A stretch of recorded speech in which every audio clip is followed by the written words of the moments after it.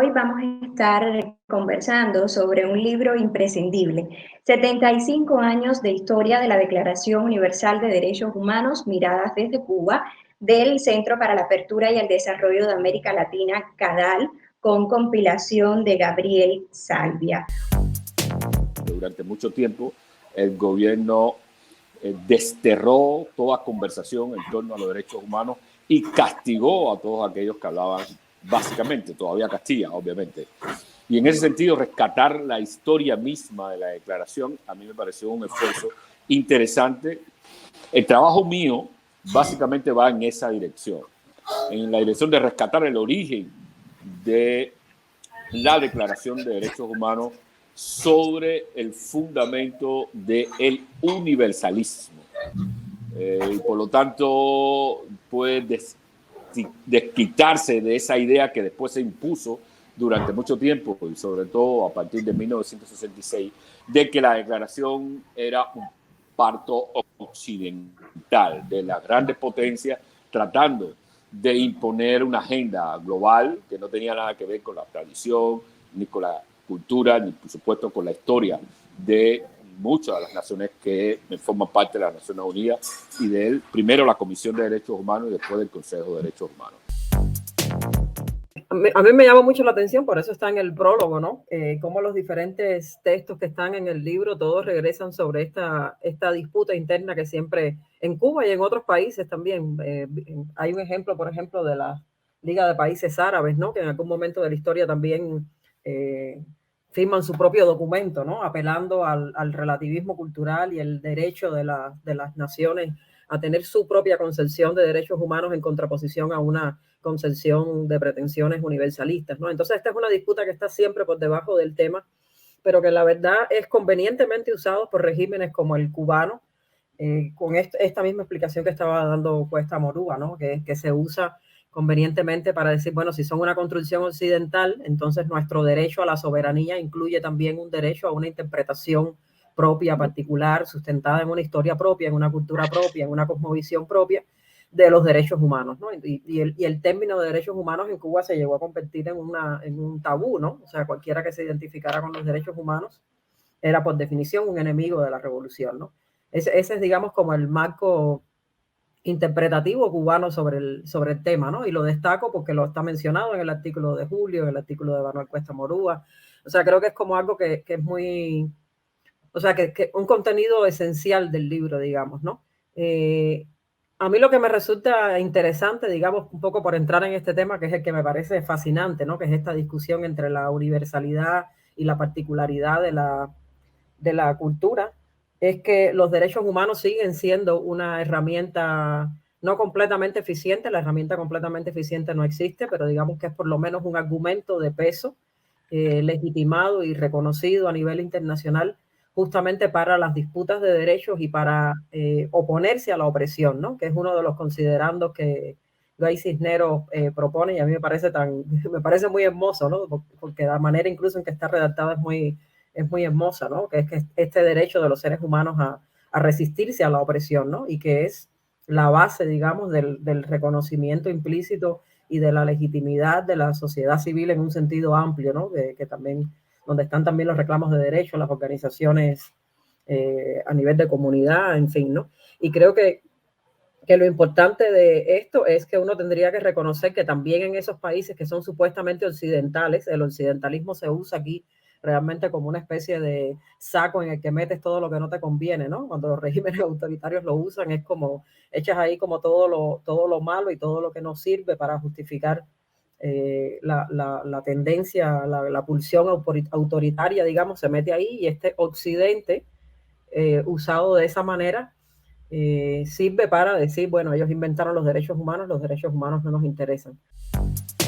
La diferencia cultural es relevante, por supuesto, a la hora de tener cualquier conversación, pero al mismo tiempo no puede ser utilizada de una manera instrumental para justificar una agenda política, ¿no? Creo que ese es como el punto, y los derechos humanos pues son obviamente una herramienta que permite evitar eso. Creo que el libro justamente tiene la virtud de darnos la oportunidad de regresar a ese debate en esos términos, ¿no? Porque mientras el debate sea en los términos de los derechos humanos es un invento de Occidente, un Occidente así abstracto que nada más sirve como para echarle todo lo que no te conviene.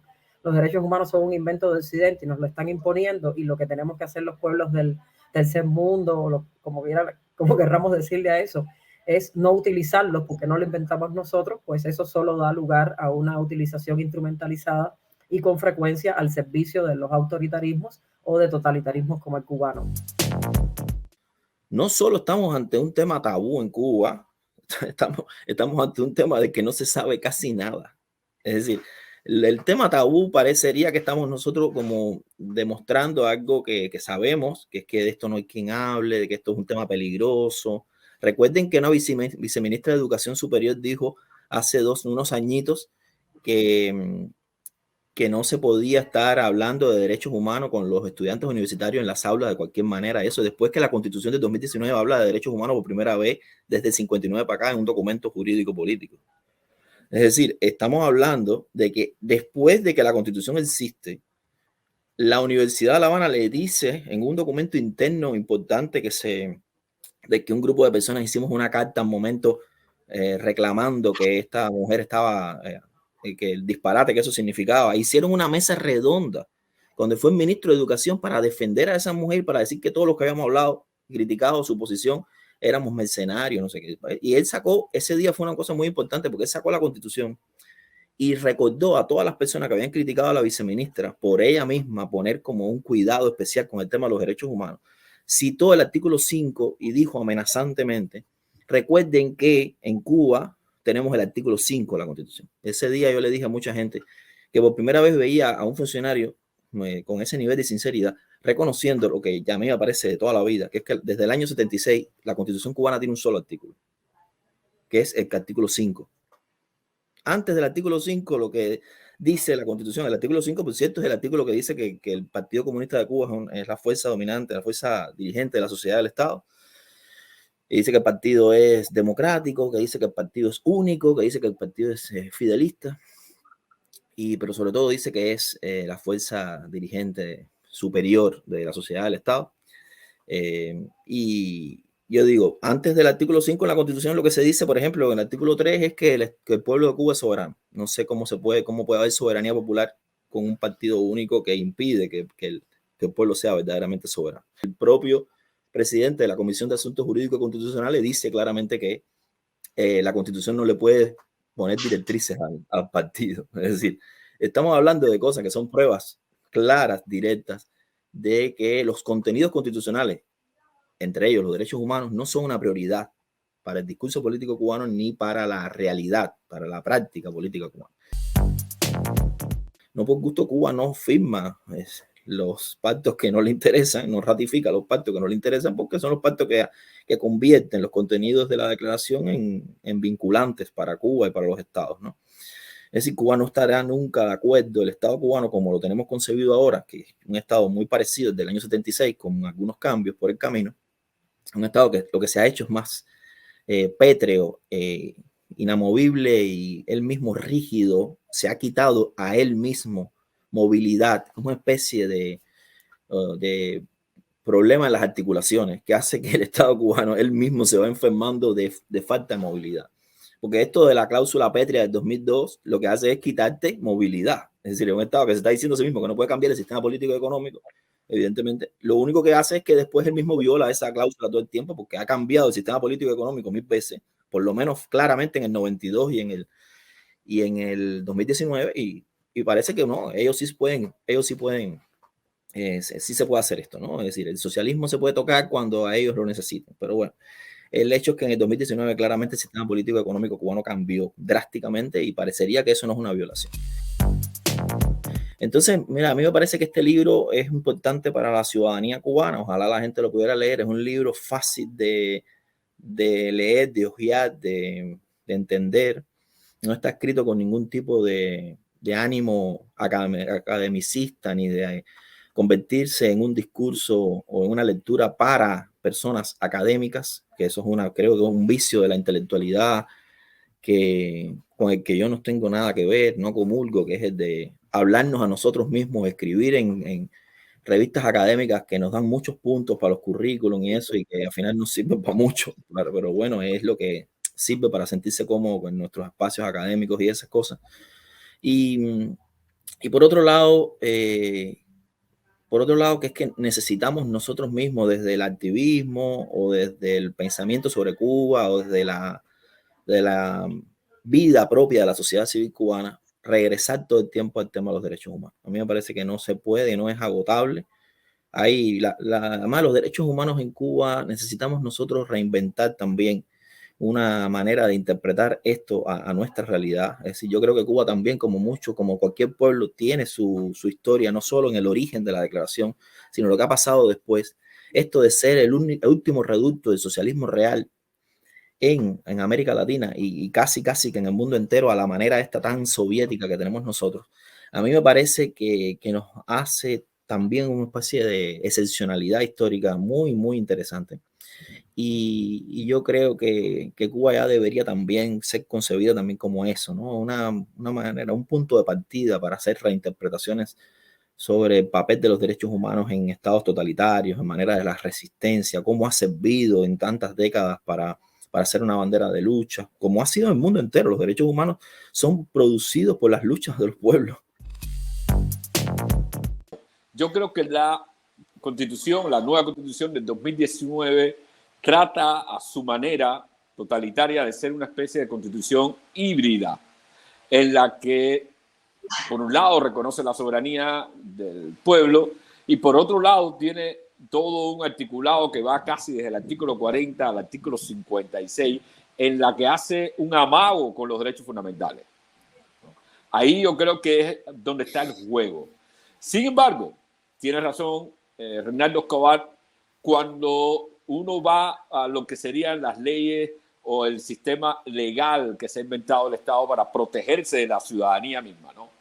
Desde aquel artículo 349, que es anterior a la Constitución del 2019, pero partiendo de ahí, pues, sobre todo por su espíritu, el 349, el artículo 3, el decreto ley 370, el decreto ley 349, otros decretos que tratan de castigar el ejercicio fundamentalmente de la libertad de expresión. Y aquí hay en la Constitución un artículo que trata sobre la libertad de expresión, pero deja muy claro que todos los medios de comunicación están en manos del Estado. Y ahora mismo están haciendo una nueva ley de comunicación social justamente para regular en el sentido de restringir mucho más los derechos a la libertad de expresión, sobre todo en lo que toca a las redes sociales, que es el medio fundamental por el cual la ciudadanía ha venido democratizando el ejercicio de la libertad de expresión en las redes sociales. En el área de los derechos civiles y políticos, en toda la gama enorme de derechos civiles y políticos, Cuba tiene un panorama de violación de derechos humanos muy grande.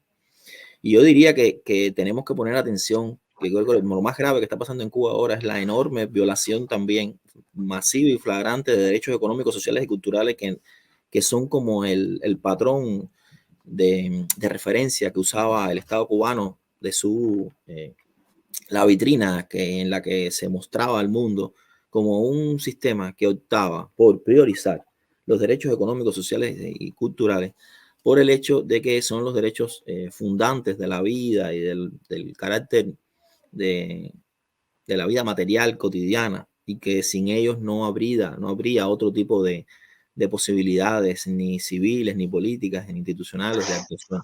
Y hay que decir que en los últimos años, bastantes ya, yo creo que desde los años 90, desde el agravamiento de la crisis económica y lo que ha pasado hasta hoy, pues los derechos económicos, sociales y culturales están en un nivel tan bajo como es de los derechos civiles y políticos en Cuba, porque hay un deterioro de muchas cosas, también del acceso, porque Cuba basaba también su defensa en que teníamos un acceso universal a estos derechos, cosa que puede haber sido cierta en un momento y que cada vez se ha reducido más porque la transversalidad de la desigualdad de clases en Cuba es tan grande, y de las discriminaciones de todo tipo, la gama de discriminaciones que todos los días se reproduce en Cuba, hace que las personas no puedan acceder a los servicios ya de ninguna manera. Hace mucho rato no se accede ni de manera igualitaria ni a la educación, ni a la salud, ni al deporte, ni a la cultura. Eso está probado por investigaciones sociológicas, psicológicas, politológicas, jurídicas, de todo tipo. Y muchas demográficas, por ejemplo, que no están publicadas porque no pasan la censura y se quedan engavetadas en las instituciones cubanas. Creo que lo interesante aquí, siempre tenemos como una disputa, creo que esta es como otra parte, ¿no? Es como el siguiente, el nivel que sigue la discusión de lo universal y lo particular, ¿no? Y es otro nivel que se instrumentaliza, que es esta aparente contradicción entre los derechos económicos, sociales y culturales y los derechos civiles y políticos, ¿no? Que es una herramienta que la retórica del gobierno cubano ha utilizado durante muchas décadas, ¿no? Que es que cuando se les reclama, bueno, hay libertad de expresión, no hay libertad de asociación, dicen, pero tenemos derecho a la salud y a la educación, y aquí son gratuitas, o sea, en fin, ¿no? Y lo interesante es que llegamos a un punto en que ninguno de los dos campos, ¿no? Primero que no son campos que deben considerarse como contradictorios, ¿no? En países donde se respeta la libertad de expresión, también hay luchas constantemente por el acceso a la educación y a la salud como derechos fundamentales, ¿no? Entonces esa no es una... O sea, no es que tengamos que vivir en un mundo en el que si tenemos una cosa no podemos tener la otra, ¿no? Que ha sido durante muchos años el argumento, no solo del gobierno, sino de muchas personas en Latinoamérica que siguen defendiendo aquello que todavía llaman revolución cubana. Es una conversación recurrente, ¿no? Cuando yo he tenido miles de conversaciones en las que he dicho, bueno, pero es que no podemos ni hablar, y me dice, pero tiene salud pública, y es como, bueno. Y llegamos a ese momento en que no tenemos ni derecho a hablar ni salud pública, porque realmente esos derechos también están siendo sistemáticamente violados y sin el más mínimo indicador de que esa va a ser una situación que vaya a cambiar, ¿no? Me interesa mucho que la gente hable de estos temas dentro de su casa, como dice Manuel, que la gente de Caimanera luche por los derechos humanos ahí, a camisa quitada, literalmente, es una victoria del pueblo cubano. Y no por gusto, por cierto, esto es lo último que voy a decir, la Constitución del 2019, incluso después del deshielo y la utilización de nuevo de la sociedad civil como concepto, en la Constitución del 2019 no menciona a la sociedad civil. Es decir, su deshielo no llega al punto de asumir que eso es algo que debe estar en el texto constitucional. En la Constitución del 2019 no se menciona ni a la emigración cubana, ni a su exilio, ni se menciona a la sociedad civil. Son innombrables. La violación de derechos civiles y políticos es consustancial al sistema porque el sistema no puede convivir con un grupo de derechos de participación intensa en la política. Y con esto no estoy diciendo que las formas de ejercicio de los derechos civiles y políticos en otro tipo de sociedades sea perfecta. Es decir, eso es imposible de decirlo con seriedad. Hay muchas maneras de formalizar o instrumentalizar ejercicios de derechos que no tengan ningún impacto en las sociedades, y en eso el mundo hoy está lleno. Pero eso es un problema diferente. El problema de Cuba es que el sistema sociopolítico, el sistema político o el orden institucional, la manera en que está organizada la relación entre Estado y derecho y ciudadanía, impide el ejercicio de casi todos los derechos civiles y políticos que están concebidos en la Declaración Universal y en otros instrumentos internacionales de derechos humanos. Es decir, en Cuba no se puede crear una organización política diferente a la del partido con carácter partidista, por ejemplo. Hasta 1985, si mal no recuerdo, los derechos humanos, hablar del concepto de derechos humanos era tabú, absolutamente. Hasta que Fidel Castro publicó aquel artículo a 2 páginas, creo, en el Granma, diciendo los derechos humanos que defendemos. Que es ahí donde empiezan a apropiarse del discurso que se venía construyendo en relación con los derechos humanos desde la sociedad civil, se lo apropia para desintegrar los derechos. Ya no se trata de derechos civiles y políticos, sino que los derechos para nosotros importantes son estos, los derechos sociales, los derechos económicos, los derechos culturales. Y sobre esa agenda es que el gobierno se apropia del concepto. Y por eso celebra cada 10 de diciembre, hacen actos, saben, como son, de derechos humanos para tratar de vender la imagen de que en Cuba se defienden estos derechos. Ese acto de apropiación es lo que la sociedad civil necesita hacer de una manera inversa, apropiarse del relato y de la narrativa constitucional en ese sentido, para tratar de convertirla en realidad, ¿no? Es una especie de doble apropiación que yo creo que es importante para poderle dar sentido a la lucha por los derechos civiles.